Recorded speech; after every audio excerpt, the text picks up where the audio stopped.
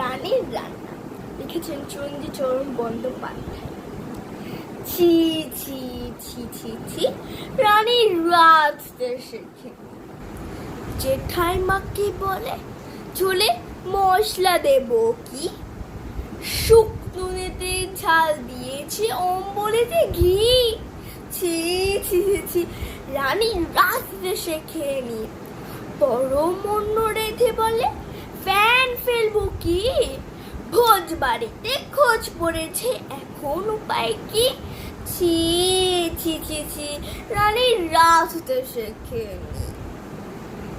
চলে কি খাওয়াইতেছো মামনি? দই। দই খাই জানতো? বাবারে, জানতো দই খায়? না এটা না। জানতো তুমি দই খাও? ওই যে বাবালি কেমনে খাও দই? চেটে চেটে খাও না মাম করে? হ্যাঁ, ও মাটিতে দিও না মা, বাটিতে ওইটা রাখো, এটা ওর মধ্যে খাবে। হ্যাঁ ওটা রাখো, বাটিটা ও খাবে, ও চেটে চেটে খাবে, আর দেখি নাকি খাবে না।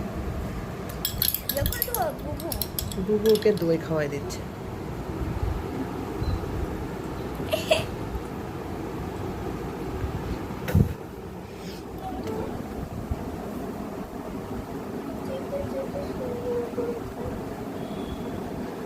খেয়েছে?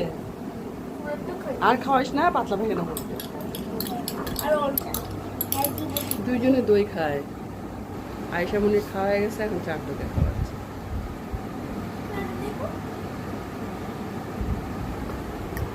তুমি ওলি বাবা মুখটা ঢুকাই ঢুকাই খায়, ও দুধের জিনিস খেতে পছন্দ করে তো। মজা লাগছে ওর।